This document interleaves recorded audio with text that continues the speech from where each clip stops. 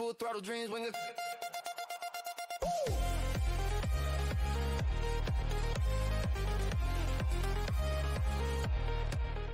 Hej, og velkommen til endnu en video fra Danish Car Culture. Vi vil i dag snakke lidt om, hvorfor det er, at vi ligger og kører rundt i sådan nogle biler her, som reelt set ikke har den værdi, vi måske lægger i dem.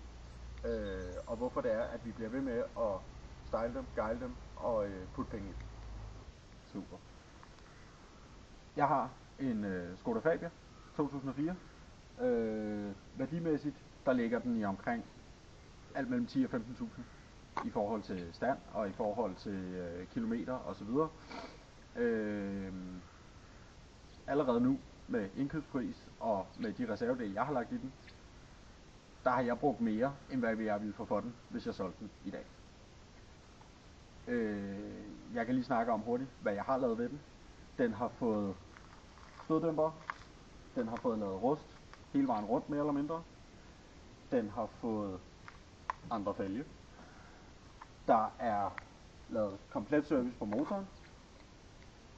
Der er lavet bremser hele vejen rundt, skiver og klodser. Og så har den fået lidt gejl hister her, men den kan vi lige tage sådan løbende. Hvorfor er det, at man som helt almindelig dansker vælger at gå ind og købe noget, bogstaveligt talt, gammelt lort, og så gøre de her ting ved dem, frem for at gå ud og bruge en masse penge på at købe noget nyt, som fungerer 100% som det skal, og som er som det skal. Det er lidt det, vi vil prøve at komme lidt ind på. Vi har dels nogle afgiftsregler, der gør, at vores afgift ligger meget højt kontra værdien på den reelle bil. Og de ting gør, at sådan en som mig, der har en relativt normal indkomst, er simpelthen nødt til at købe ældre biler. Fordi jeg har ikke råd til at gå ud og smide, lad os sige, 450.000 for en helt ny, ikke særlig forurenende elbil for eksempel, eller hybridbil. Hvorfor er det så, at jeg vælger at køre rundt i den her, og blive ved med at reparere på den her, og blive ved med at gejle den her? Den er sænket 35 mm hele vejen rundt med komplet undervogn. Jeg har sat 15 tommer alufælge på. Jeg har skiftet sideblinkene til LED. Der sidder lidt stikkersister her. Jeg har skiftet logoer. Den er lidt temogejlet, det indrømmer jeg gerne. Men hvorfor er det, at jeg bliver ved med at gøre det her? Jamen det gør jeg, fordi at lige præcis den her, det er en lille, ikke super sporty, men sjov bil at køre i. Den er nem at køre, der er ikke kamp meget udstyr, der er ikke 7.000 knapper, du skal finde ud af for at ligesom få den til at starte op og rent faktisk ville køre. Der er ikke engang selalarm i. Så du har ikke alle de her forhindringer. Du kan bare sætte dig ud, og så kan du bare køre. Det er i mine øjne ren køreglæde. Og det er dig, der styrer bilen. Det er manuel gear, det er kobling, det er bevares servostyring, men det er stadigvæk det er din følelse af bilen. Det er også derfor, den er sænket, fordi jeg føler, det giver mig en bedre føling af vejen og kurver og alt det her. Og det gør det bare sjovere at køre. Det kan godt være, at det ikke er lige så komfortabelt som alt muligt andet, men for mig er det bare sjovt, og for mig giver det en anden glæde, og det giver mig et andet break, som gør, at jamen, man vil gerne køre. Det er ikke bare noget, man skal fra A til B. Det er noget, jeg rent faktisk har lyst til. Frem for eksempel at sætte sig ud i en mere moderne bil, hvor jamen, der er det bilen, der kører dig. Du har ikke samme styring, du har ikke samme føling, du har ikke samme, hvad skal man kalde det? Du er ikke på samme måde. Du har ikke den samme kontrol over bilen. Du har ikke samme kontrol over bilen. Og det er en af de ting, jeg synes, der er super fedt ved at køre lidt ældre biler. Og ved at køre de her lidt gejlede biler også. Det er netop, at det er dig, der har kontrollen. Det er dig, der styrer og gør alle de her forskellige ting.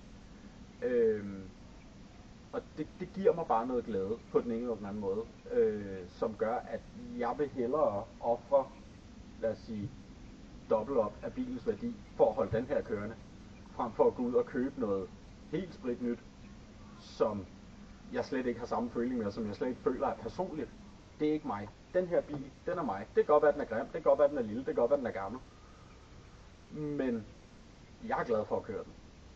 Og det er det, der ligesom er hovedpunktet bag, hvorfor jeg bliver ved med at skrue på sådan nogle gamle biler her, og bliver ved med at køre i sådan nogle gamle biler her. for lidt at fortsætte det, som Daniel han snakker om i forhold til det der med personligt forhold til bilen, og også det økonomiske set i den. Jeg har haft den her i lidt over 3 år nu, og da jeg købte den i sin tid, der gav jeg 65.000 for den. På de 3 år, og med de cirka 100.000 km jeg har kørt i den, der har jeg tabt omkring mellem 30 til 35.000. Den er selvfølgelig nyere end Daniels. Min er fra 2011. Min er så det sorte får i forhold til, hvad mange tænker, fordi det er en dieselbil. Jeg kørte den, fordi mit gamle arbejde gjorde, at jeg havde langt på arbejde. Det har jeg ikke som sådan nu, men jeg er glad for at køre i den, fordi jeg har gjort det personligt. Jeg har gjort det, at jeg vil direkte kalde det Temo-guiden, fordi altså, der sidder Temo-ting foran, der sidder Temo-ting overalt på bilen. Og det skal lige siges, at Temo er ikke sponsoreret eller noget som helst. Men jeg har så valgt at gå skridtet videre end Daniel, og faktisk sænke den, så den er sænket 35 her og 55 bagi. Som I også kan se, så ligger den godt op i skærmene. Jeg har så sat et større fælge på og gjort lidt mere ud af den, end hvad det egentlig har. Jeg har så ikke også haft den længere tid. Men økonomisk set for mig, der giver det heller ikke nogen mening som sådan at blive ved med at poste penge i den, fordi værdimæssigt i forhold til, hvad den er værd, og hvad jeg kan holde den personligt, så vil jeg gerne blive ved med at beholde den. Men samtidig så vil det også være et punkt nu, hvor det måske vil være smart for mig at gå ud og sælge den, og få noget mere ud af den i forhold til, hvad den reelt set er værd, og hvad jeg kan komme ud af den i forhold til de 3 år, jeg har haft den. Jeg vedligeholder den. Jeg vedligeholder den selv. Det vil sige, at jeg laver selv servicedele, tandrem, bremser, alle de ting, der nu skal laves på den. Fordi så kan jeg spare nogle penge på den måde, og stadigvæk have god samvittighed over at ligge og køre i den her bil. Men samtidig så vil jeg også sige, jamen det jeg har gjort ved den, som for eksempel sænkning, logoer, Temo-ting, whatever, jamen det kan godt være, at folk de ser den og tænker, hold nu kæft et fjols, altså. Og ja, det må folk gerne, jeg er ligeglad. Når jeg kommer ud til min bil om morgenen, så tænker jeg skal ud og køre i min bil. Jeg nyder at køre i den, selvom den er sænket, og selvom den er stiv som et bræt at køre i. Komforten, den er der ikke mere. Den har jeg selv smadret ved at sænke den, som jeg har gjort. Med de fjeder, jeg har gjort. Men jeg nyder at køre i min bil. Og jeg er stolt af min bil. Den er en del af mig. Og både den her, men også min tidligere bil, som jeg havde, som desværre blev totalskadet, den havde jeg et ekstremt specielt forhold til. Den betød exceptionelt meget for mig. Og det er fordi, at jeg gjorde den personlig. Der var ikke nogen, der havde en, der lignede min. Det er det, jeg prøver at gøre med Poloen. Jeg prøver at gøre, så der ikke er nogen, der har en, der ligner Poloen. For jeg kan godt lide at skille mig ud. Og det tror jeg også er en stor del af den danske det større billede af, hvordan danskerne ser den her slags biler generelt, når det kommer til at guide dem, at gøre dem personlige. Det er fordi, at jamen, det er en måde at afspejle sig selv på, i forhold til, hvem er jeg? Hvad vil jeg gerne vise, jeg godt kan lide? Jeg har set alle mulige sjove biler. Jeg har set Tesla'er, der ligger og kører rundt, der ligner japanerbiler, altså JDM, hvor der sidder store spoilere bagpå, og de er skamsænket. Og nu indrømmer jeg gerne, at jeg er ikke den største fan af Tesla'er, men det ser faktisk fedt ud, fordi ham der kører i den, jamen han har gjort noget ud af den. Han viser, jamen ja, jeg kører elektrisk, men jeg er ligeglad. Jeg gør, hvad jeg har lyst til. Og det hatten af for det, og hatten af for alle jer derude, der gør sådan. Og jeg synes, det er en fed måde at gøre det på, i stedet for bare at falde ind i mængden med alle de andre biler. Fordi jeg kan køre herfra og til København. Det er cirka 1,5 times kørsel. Jeg tror, jeg kan se de første 10 sorte Poloer med en til min. Fordi der kører så mange af dem, fordi det er en populær bil. Men der er ikke en eneste af dem, der kører rundt med de fælge. Hvad end du vil kalde dem, jeg har siddende foran. Hvordan end den her bil ser ud, der er ikke en, der kører, der ligner den her overhovedet. Og det er det, jeg godt kan lide, og derfor vil jeg gerne blive ved med at køre i min bil. Og det er en stor del af mig, og det er en stor del af dagen. Og jeg synes personligt, at flere danskere burde gøre det. Jamen, rent gejlmæssigt, så har jeg opdateret logoet til nyere version, stadig, det er plastik, det er billigt, men jeg Det er synes, Temu, altså. det er Temu-gejl, og sådan er det, og det kan vi lige så godt lade være med at lægge skjul på. Og igen, det er ikke sponsoreret. Men jeg synes, det nyere logo er pænere end det gamle. Udover det, så var det gamle logo så slidt, så du kunne næsten ikke se det mere. Det er sådan noget helt andet. Og udover det, så for det første, det giver fronten lidt et andet look, og Det opdaterer det gør, lidt fronten. at bilen skiller sig lidt ud, fordi hvor mange andre af de her firkantede Fabia'er ser du køre rundt med nyere logo. Præcis. Ikke ret mange. Nej. Så igen, det er en personlig ting, og jeg synes bare, logoet er pænere. Enig. Rent mekanisk, så har jeg måttet skifte forlygterne i forhold til syn, og en forrude også, fordi der var en revne. Selvfølgelig sådan noget som viskerblade har den fået på et tidspunkt. Du har lavet almindelig service på motoren Der også og sådan er noget. lavet helt almindelig service, olie og filter, luftfilter. Jeg har skiftet en tændspole og nogle tændrør, og altså sådan generelt almindelig vedligeholdelse. Igen, Temu-gejl på hjulene, nogle andre centerkapsler med logo og nogle ventilhætter med logo. Den har fået lavet bremser, det er så hele vejen rundt, skiver, klodser, tromler og bakker. Nogle lidt gejl alufælge. Det var så let. Kontra standard kedelige 14-tomme stålfælge, så er den lige gået en tomme op. Hvilket igen, jeg synes det klæder bilen. Frem for de små hjul, hvor at der er alt for meget plads heroppe under. Du kunne stadig godt bruge større fælge, hvis du spørger mig. Det kunne jeg også godt, men samtidig så har jeg ikke lyst til at skrave på. Du er kedelig nu. Ja, ikke? Så har den fået noget LED blinklys, som er sort, i stedet for de almindelige hvide. Mørktonet klæder den meget godt. Den er sænket 35 mm på det er en komplet sænkningsundervogn, som jeg tilfældigvis via Anders havde fået gratis. Det var så let. Det er også den eneste grund til, at jeg har sænket den, fordi hvis jeg selv skulle have offret pengene på at købe en komplet sænkningsundervogn, så havde jeg nok bare valgt at købe nogle sænkningsfjedre til en lavere pris. Ligesom jeg gjorde. Ligesom du gjorde til Poloen, ja. Udover det, så er der ikke lavet det helt store ved det, andet end noget panel, som I nok kan se er lidt hjemmemalet. Og det er det skal lige siges, det er begge sider. Panel i begge sider, bagskærm og forskærm, og sådan lidt touch-up hister her. Ja. Så sidder der lidt, det skal I ikke tage af, det er fordi jeg har børn. Så kommer man om, fordi jo det er en gammel Skoda, så er man nødt til at have Shitbox Edition, synes jeg i hvert fald. Igen, det opdaterede logo. Den er ikke debadget, fordi igen, det er en 1.4 16 V'er. Dem, der kører flest rundt af den årgang, de er enten 1.2'er eller også diesel. Eller 1.4.8 V'erne. Eller 1.4.8 V'erne. Jeg har ikke noget imod, at man kan se, at det ikke er den, du ved, gængse motor, men at er en af de lidt sjovere motorer, fordi den er trods alt opgivet til 101 heste. Og vi er med på, at det selvfølgelig ikke er en 100% sjov bil, fordi det jo ikke er en VRS og en 1 til de 130 hestes. Nej. Men taget betragtning af, at det er en almindelig bil, så synes vi jo, at det jo stadigvæk er en sjov bil, fordi den rykker jo egentlig okay. Den kan flytte sig, den kunne godt have brugt en turbo, bevares. Men den kan stadig flytte sig, og den er stadig sjov, og det er stadigvæk køreglæde. Og det er ligesom det, der er hovedpointen for mig. Det skal være en bil, jeg kan bruge til hverdag, som samtidig giver mig køreglæde. Så har vi lidt stickers, vi har noget baby on board, fordi at, igen, jeg har børn. Lidt ligesom bilen, det er en unicorn, fordi det er bilen også. Og igen, den er lidt sjov, den skiller sig ud. Det er en af de der ting, hvor at, jamen, det er bare for sjov, og det er bare klistermærker, man kan altid pille af, hvis det er det, man har lyst til. Men det er igen sådan noget, der gør bilen personlig, fordi så når man kommer kørende forbi, det er den der med enhjørningen på, for eksempel. Ikke? Men ja, det er sådan basically, hvad jeg har lavet ved den i den tid, jeg har haft. For at fortsætte lidt af det, som Daniel han snakker om i forhold til, hvad han har lavet ved sin bil mekanisk og guidemæssigt også. Jeg har haft den her bil i 3 år. Jeg har først det sidste års tid begyndt at gøre noget ved den, fordi det er der, jeg rigtig først er begyndt at køre i den, fordi jeg har haft en anden til at køre den midlertidigt, fordi jeg havde 2 biler. Den anden bil blev desværre totalt skadet sidste år, grundet der var spildt noget olie og noget på motorvejen, så jeg havde ikke en kinemands chance for at bremse, så jeg kørte desværre op i bagenden af en anden bil. Jeg blev heldigvis skyldsfri, så det har ikke kostet mig noget. Men det kostede mig så min bil, som har betydet rigtig meget for mig, som jeg havde i 6 år. Og ja, en bil, der betød så meget for dig, at du valgte, selvom det overhovedet ikke kunne svare så økonomisk, at smide næsten 50.000 for en ny motor.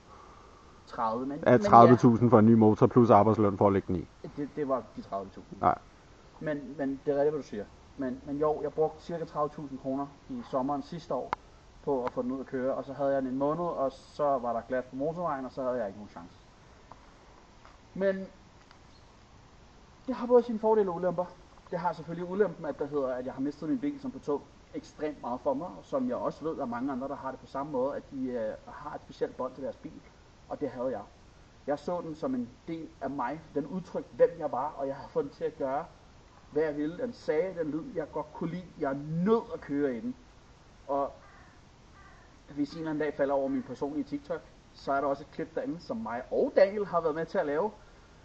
Lidt dårligt filmet, vel at mærke, men det ligger derinde, og der kan I høre, hvordan den lyder, og jeg var meget stolt af den bil.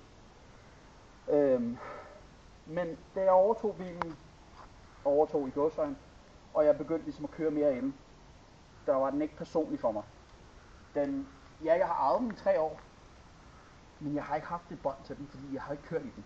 Det har bare været ekstrabilen, og det har været reservebilen. Men nu har jeg kørt i den i et års tid. Jeg har gjort rigtig meget ved den. Den var helt standard kedelig Polo, ligesom alle andre Poloer, som jeg også var inde på tidligere.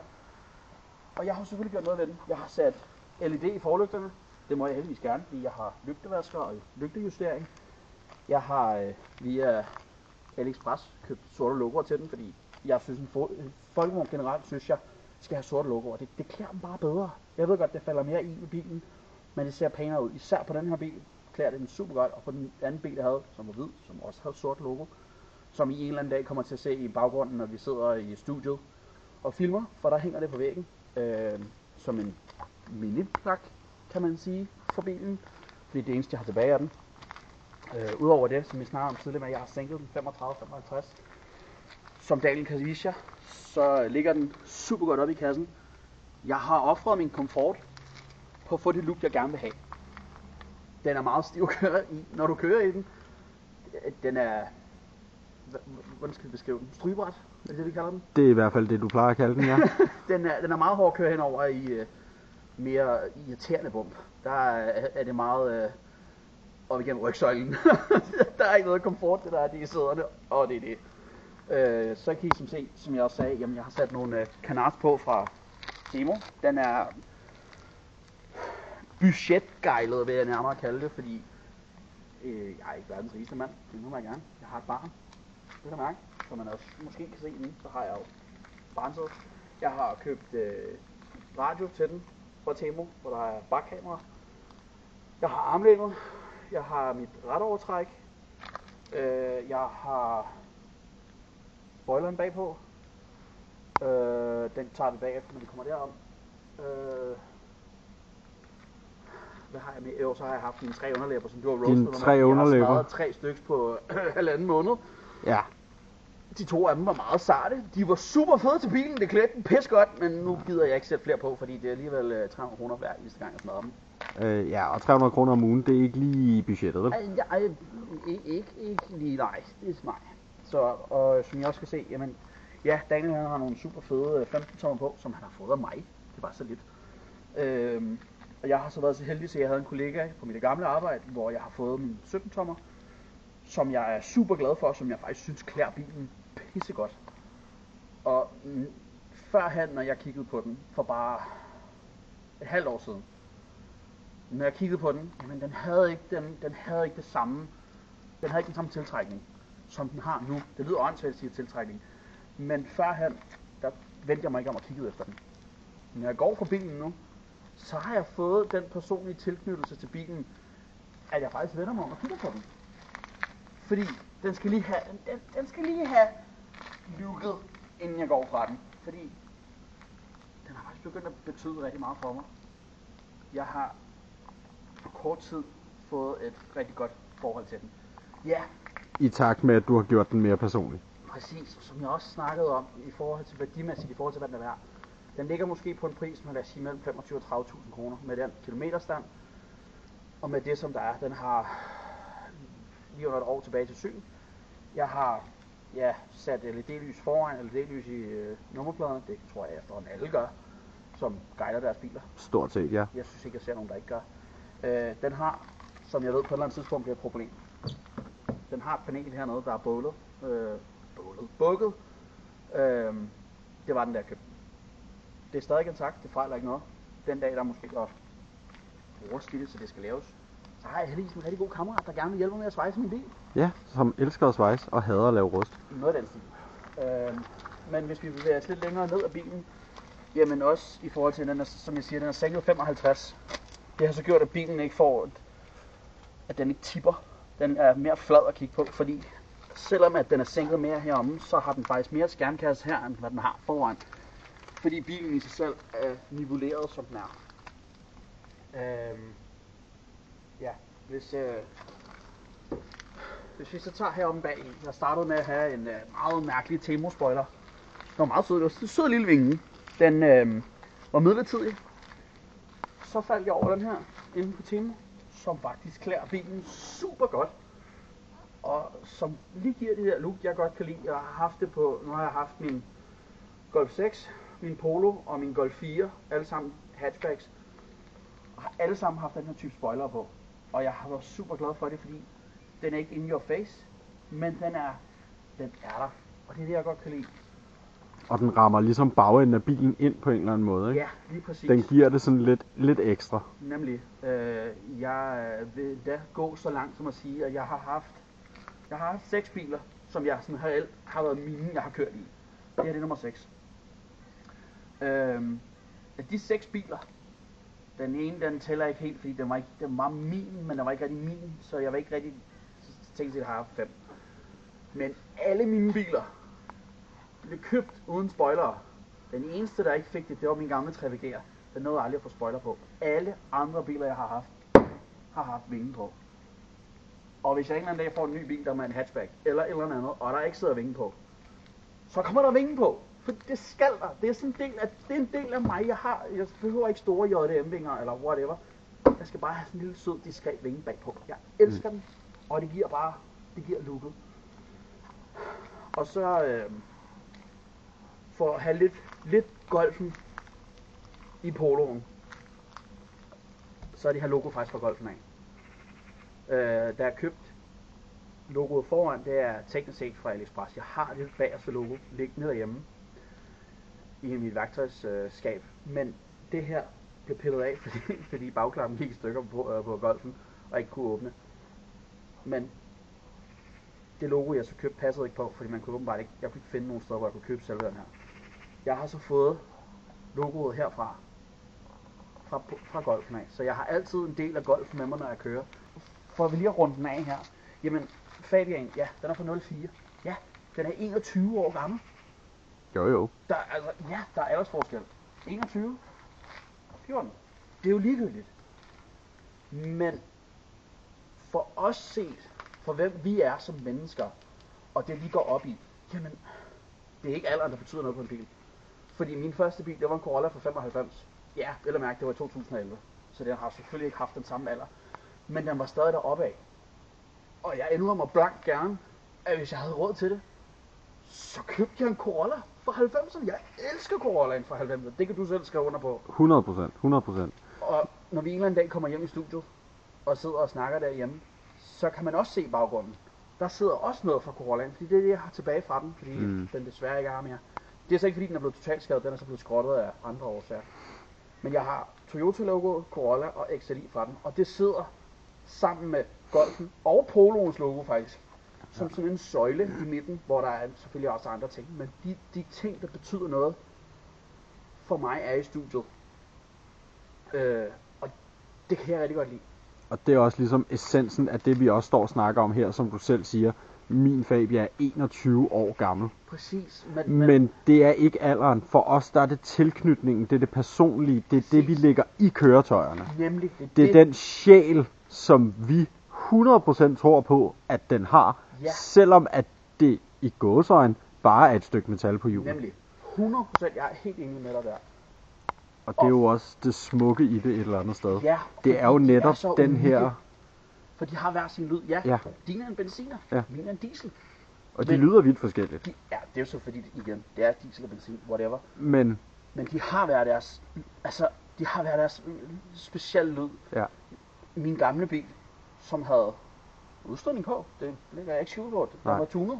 Ja, jeg var ikke tunet, men den var lavet, så den havde lyd. Den lød af mere, og den lød i mine øjne og mine ører meget godt. Ja, også i mine ører. Det er så lige helt til at sige. Og den kørte så godt, og jeg var så glad for den, og jeg var så ked af det den dag, den gik i stykker. Det kan jeg også skrive under på. Det var en meget, meget sort dag, da det skete. Men for at runde den af i forhold til, hvad vi tænker om bilerne. Jeg synes personligt, at flere danskere burde gå op i, hvad deres biler reelt set er. Også selvom at de bare tænker, at det er et transportmål. Men tak fordi I så med. Like og subscribe. Følg os på TikTok og Instagram under Danish Car Culture. Links er i bioen. Og se frem til næste video, hvor vi piller lidt af poloen. Og så tager vi den derfra. Ha' det godt.